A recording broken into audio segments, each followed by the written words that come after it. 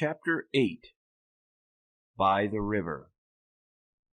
Siddhartha walked through the forest, was already far from the city, and knew nothing but that one thing, that there was no going back for him, that this life, as he had lived it for many years until now, was over and done away with, and that he had tasted all of it, sucked everything out of it until he was disgusted with it. Dead was the singing bird he had dreamt of. Dead was the bird in his heart. Deeply he had been entangled in samsara. He had sucked up disgust and death from all sides into his body, like a sponge sucks up water until it is full. And full he was, full of the feeling of being sick of it, full of misery, full of death. There was nothing left in this world which could have attracted him, given him joy, given him comfort. Passionately he wished to know nothing about himself any more, to have rest, to be dead. If there was only a lightning bolt to strike him dead, if there was only a tiger to devour him, if there only was a wine, a poison which would numb his senses, bring him forgetfulness and sleep, and no awakening from that. Was there still any kind of filth he had not soiled himself with? A sin or foolish act he had not committed? A dreariness of the soul he had not brought upon himself? Was it still at all possible to be alive? Was it possible to breathe in again and again, to breathe out, to feel hunger, to eat again, to sleep with a woman again? Was this cycle not exhausted and brought to a conclusion for him? Siddhartha reached the large river in the forest, the same river over which a long time ago, when he had still been a young man and had come from the town of Gautama, a ferryman had conducted him. By this river he stopped. Hesitatingly he stood at the bank.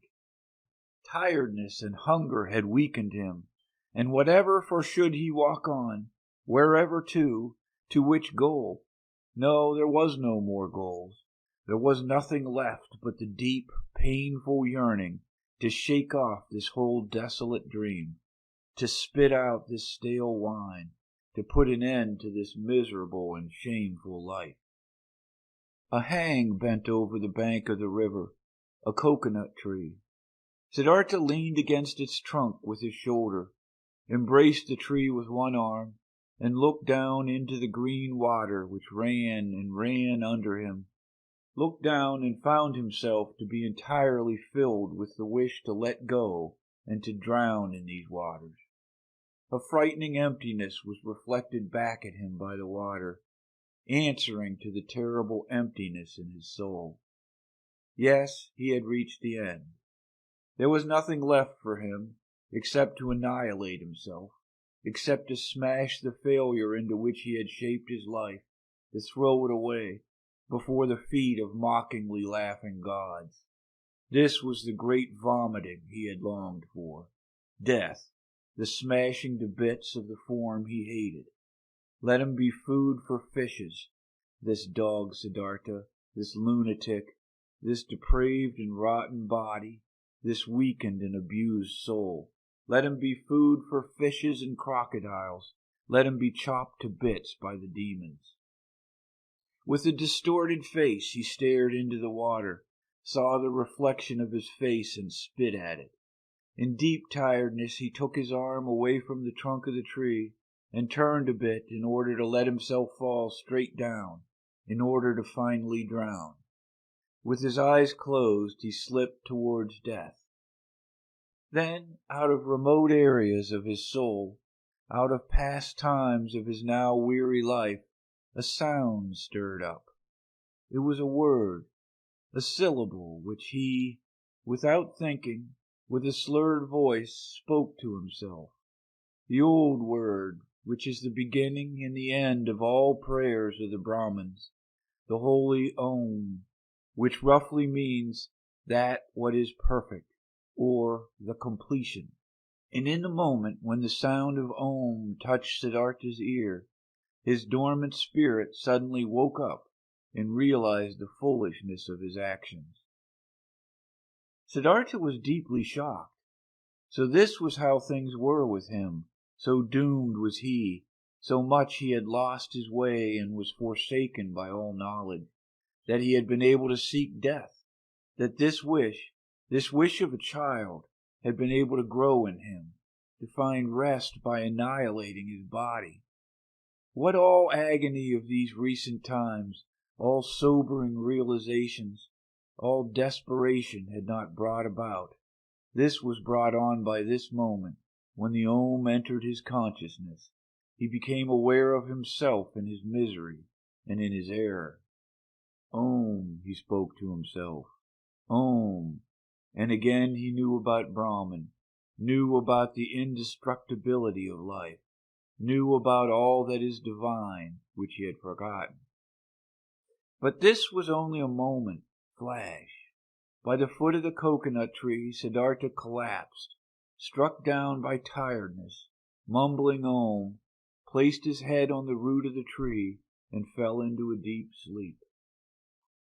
Deep was his sleep, and without dreams. For a long time he had not known such a sleep any more. When he woke after many hours, he felt as if 10 years had passed. He heard the water quietly flowing, did not know where he was and who had brought him here, opened his eyes, saw with astonishment that there were trees in the sky above him, and remembered where he was and how he got here. But it took him a long while for this, and the past seemed to him as if it had been covered by a veil, infinitely distant, infinitely far away, infinitely meaningless. He only knew that his previous life, in the first moment when he thought about it, this past life seemed to him like a very old previous incarnation, like an early pre-birth of his present self. That his previous life had been abandoned by him, that, full of disgust and wretchedness, he had even intended to throw his life away, but that by a river, under a coconut tree, he has come to his senses, the holy word Om on his lips, that when he had fallen asleep and had now woken up and was looking at the world as a new man.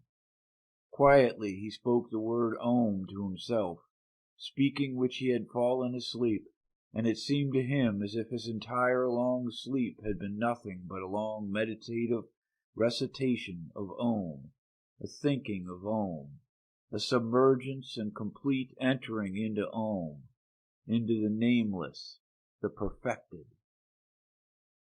What a wonderful sleep had this been! Never before by sleep had he been thus refreshed, thus renewed, thus rejuvenated. Perhaps he had really died, had drowned and was reborn into a new body? But no, he knew himself. He knew his hand and his feet, knew the places where he lay, knew this self in his chest, this Siddhartha, the eccentric, the weird one. But this Siddhartha was nevertheless transformed, was renewed, was strangely well rested, strangely awake, joyful and curious. Siddhartha straightened up. Then he saw a person sitting opposite to him, an unknown man, a monk in a yellow robe with a shaven head, sitting in the position of pondering. He observed the man, who had neither hair on his head nor a beard, and he had not observed him for long, when he recognized this monk as Govinda, the friend of his youth, Govinda, who had taken his refuge with the exalted Buddha. Govinda had aged, he too, but still his face bore the same features, expressed zeal, faithfulness, searching, timidness. But when Govinda now, sensing his gaze, opened his eyes and looked at him, Siddhartha saw that Govinda did not recognize him. Govinda was happy to find him awake. Apparently he had been sitting here for a long time and had been waiting for him to wake up, though he did not know him. "I have been sleeping," said Siddhartha. "However did you get here?" "You have been sleeping," answered Govinda. "It is not good to be sleeping in such places, where snakes often are, and the animals of the forest have their paths. I, O sir, am a follower of the exalted Gautama, the Buddha, the Sakyamuni, and have been on a pilgrimage together with several of us on this path, when I saw you lying and sleeping in a place where it is dangerous to sleep. Therefore I sought to wake you up, O sir, and since I saw that your sleep was very deep, I stayed behind from my group and sat with you. And then, so it seems, I have fallen asleep myself, I who wanted to guard your sleep. Badly I have served you, tiredness has overwhelmed me. But now that you are awake, let me go to catch up with my brothers. I thank you, Samana, for watching out over my sleep, spoke Siddhartha. You're friendly, you followers of the Exalted One. Now you may go then. I am going, sir. May you, sir, always be in good health. I thank you, Samana. Govinda made the gesture of a salutation and said, Farewell. Farewell, Govinda, said Siddhartha. The monk stopped. Permit me to ask, sir, from where do you know my name? Now Siddhartha smiled. I know you, O Govinda, from your father's hut, and from the school of the Brahmins, and from the offerings, and from our walk to the Samanas, and from the hours when you took your refuge with the Exalted One in the grove Jetavana. You're Siddhartha, Govinda exclaimed loudly. Now I'm recognizing you, and don't comprehend any more how I couldn't recognize you right away. Be welcome, Siddhartha. My joy is great to see you again. It also gives me joy to see you again. You've been the guard of my sleep. Again, I thank you for this, though I wouldn't have required any guard. Where are you going to, old friend? I'm going nowhere. We monks are always traveling. Whenever it is not the rainy season, we always move from one place to another, live according to the rules. If the teachings passed on to us, accept alms, move on. It is always like this. But you, Siddhartha, where are you going to? Quote Siddhartha, With me too, friend, it is as it is with you. I'm going nowhere. I'm just traveling. I'm on a pilgrimage. Govinda spoke. You're saying you're on a pilgrimage, and I believe in you. But forgive me, O Siddhartha, you do not look like a pilgrim. You're wearing rich man's garments, you're wearing the shoes of a distinguished gentleman, and your hair, with the fragrance of perfume, is not a pilgrim's hair, not the hair of a samana. Right so, my dear, you have observed well, your keen eyes see everything. But I haven't said to you that I was a samana. I said, I'm on a pilgrimage. And so it is, I'm on a pilgrimage. You are on a pilgrimage, said Govinda, but few would go on a pilgrimage in such clothes, few in such shoes, few with such hair. Never have I met such a pilgrim, being a pilgrim myself for many years. I believe you, my dear Govinda, but now, today, you've met a pilgrim just like this, wearing such shoes, such a garment. Remember, my dear, not eternal is the world of appearances. Not eternal, anything but eternal, are our garments and the style of our hair, and our hair and bodies themselves. I'm wearing a rich man's clothes, you've seen this quite right. I'm wearing them because I have been a rich man, and I'm wearing my hair like the worldly and lustful people, for I have been one of them. And now, Siddhartha, what are you now? I don't know it. I don't know it just like you. I'm traveling. I was a rich man, and am no rich man any more, and what I'll be tomorrow, I don't know. You've lost your riches? I've lost them, or they me. They somehow happen to slip away from me. The wheel of physical manifestations is turning quickly, Govinda. Where is Siddhartha the Brahmin? Where is Siddhartha the Samana? Where is Siddhartha the rich man? Non-eternal things change quickly, Govinda. You know it. Govinda looked at the friend of his youth for a long time, with doubt in his eyes. After that he gave him the salutation which one would use on a gentleman, and went on his way. With a smiling face, Siddhartha watched him leave. He loved him still, this faithful man, this fearful man. And how could he have not loved everybody and everything in this moment, in the glorious hour after his wonderful sleep filled with Om? The enchantment which had happened inside of him in his sleep and by means of the Om was this very thing, that he loved everything, and that he was full of joyful love for everything he saw. And it was this very thing, so it seemed to him now, which had been his sickness before, that he was not able to love anybody or anything. With a smiling face, Siddhartha watched the leaving monk. The sleep had straightened him much, but hunger gave him much pain, for by now he had not eaten for 2 days, and the times were long past when he had been tough against hunger. With sadness, and yet also with a smile, he thought of that time. In those days, so he remembered, he had boasted of 3 things to Kamala, had been able to do 3 noble and undefeatable feats: fasting, waiting, thinking. These had been his possession, his power and strength, his solid staff in the busy, laborious years of his youth. He had learned these 3 feats, nothing else. And now they had abandoned him. None of them was his any more, neither fasting, nor waiting, nor thinking. For the most wretched things he had given them up, for what fades most quickly, for sensual lust, for the good life, for riches. His life had indeed been strange, and now, so it seemed, now he had really become a childlike person. Siddhartha thought about his situation. Thinking was hard on him. He did not really feel like it, but he forced himself.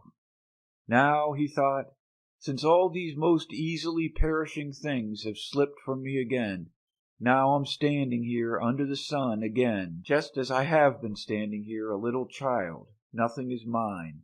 I have no abilities. There is nothing I could bring about. I have learned nothing. How wondrous is this!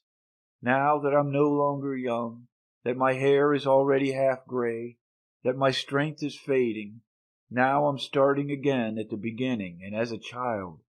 Again he had to smile. Yes, his fate had been strange. Things were going downhill with him, and now he was again facing the world void and naked and stupid. But he could not feel sad about this. No, he even felt a great urge to laugh about himself, to laugh about this strange, foolish world. Things are going downhill with you, he said to himself, and laughed about it as he was saying it. He happened to glance at the river, and he also saw the river going downhill, always moving on downhill, and singing and being happy through it all. He liked this well. Kindly he smiled at the river. Was this not the river in which he had intended to drown himself? In past times, 100 years ago? Where had he dreamt this? Wondrous indeed was my life, so he thought. Wondrous detours it has taken. As a boy I had only to do with gods and offerings. As a youth I had only to do with asceticism, with thinking and meditation, with searching for Brahman, worshipped the eternal in the Atman. But as a young man I followed the penitents. I lived in the forest, suffered of heat and frost, learned to hunger, taught my body to become dead. Wonderfully, soon afterwards, insight came towards me in the form of the great Buddha's teaching. I felt the knowledge of the oneness of the world circling in me like my own blood. But I also had to leave Buddha and the great knowledge. I went and learned the art of love with Kamala, learned trading with Kamaswami, piled up money, wasted money, learned to love my stomach, learned to please my senses. I had to spend many years losing my spirit to unlearn thinking again, to forget the oneness. Isn't it just as if I had turned slowly and on a long detour from a man into a child, from a thinker into a childlike person? And yet this path has been very good, and yet the bird in my chest has not died. But what a path has this been! I had to pass through so much stupidity, through so much vices, through so many errors, through so much disgust and disappointments and woe, just to become a child again and to be able to start over. But it was right so. My heart says yes to it. My eyes smile to it. I've had to experience despair. I've had to sink down to the most foolish one of all thoughts, to the thought of suicide, in order to be able to experience divine grace, to hear Om again, to be able to sleep properly and awake properly again. I had to become a fool to find Atman in me again. I had to sin to be able to live again. Where else might my path lead me to? It is foolish, this path. It moves in loops. Perhaps it is going around in a circle. Let it go as it likes. I want to take it. Wonderfully, he felt joy rolling like waves in his chest. Wherever from, he asked his heart, where from did you get this happiness? Might it come from that long, good sleep which has done me so good? Or from the word Om which I said? Or from the fact that I have escaped, that I have completely fled, that I am finally free again and am standing like a child under the sky? Oh, how good is it to have fled, to have become free! How clean and beautiful is the air here! How good to breathe! There, where I ran away from, there everything smelled of ointments, of spices, of wine, of excess, of sloth. How did I hate this world of the rich, of those who revel in fine food, of the gamblers?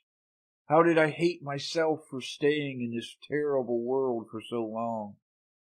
How did I hate myself, have deprived, poisoned, tortured myself, have made myself old and evil?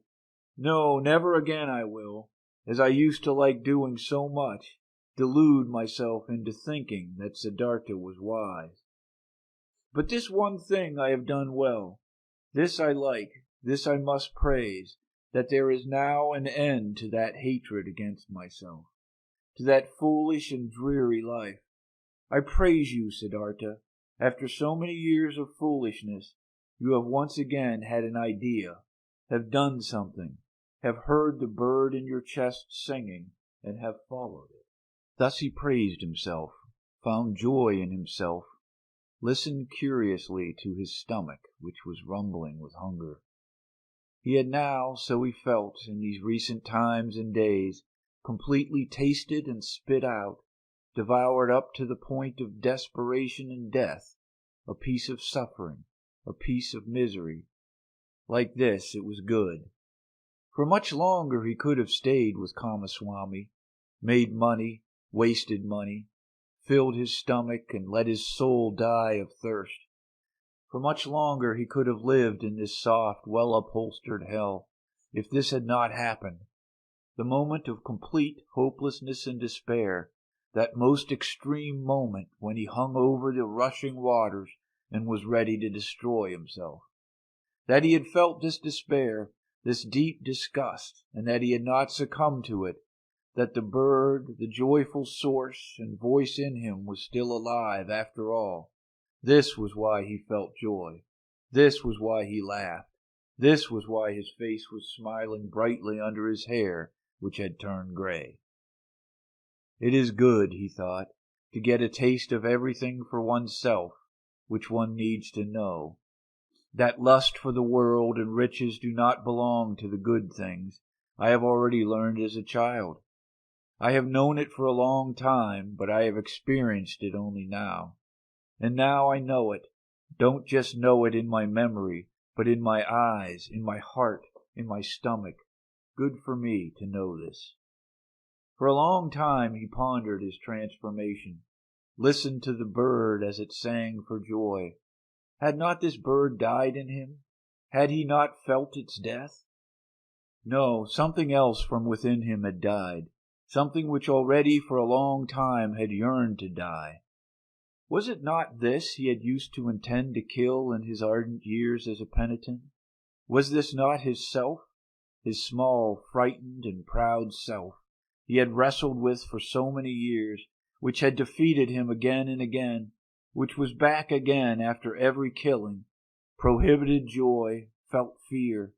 Was it not this which today had finally come to its death, here in the forest, by this lovely river?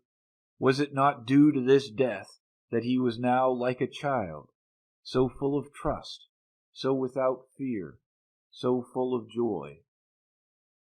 Now Siddhartha also got some idea of why he had fought this self in vain as a Brahmin, as a penitent.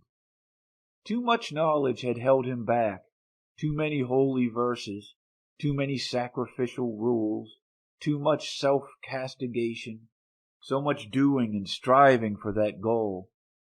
Full of arrogance he had been, always the smartest, always working the most, always one step ahead of all others, always the knowing and spiritual one, always the priest or wise one.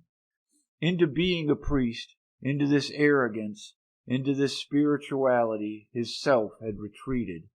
There it sat firmly and grew, while he thought he would kill it by fasting and penance. Now he saw it, and saw that the secret voice had been right, that no teacher would ever have been able to bring about his salvation. Therefore he had to go out into the world, lose himself to lust and power, to women and money, had to become a merchant, a dice gambler, a drinker, and a greedy person, until the priest and samana in him was dead. Therefore he had to continue bearing these ugly years, bearing the disgust, the teachings, the pointlessness of a dreary and wasted life up to the end, up to bitter despair, until Siddhartha the lustful, Siddhartha the greedy, could also die. He had died, a new Siddhartha had woken up from the sleep. He would also grow old. He would also eventually have to die. Mortal was Siddhartha. Mortal was every physical form. But today he was young, was a child, was the new Siddhartha, was full of joy. He thought these thoughts, listened with a smile to his stomach, listened gratefully to a buzzing bee. Cheerfully he looked into the rushing river. Never before he had liked the water so well as this one. Never before he had perceived the voice in the parable of the moving water thus strongly and beautifully. It seemed to him as if the river had something special to tell him, something he did not know yet,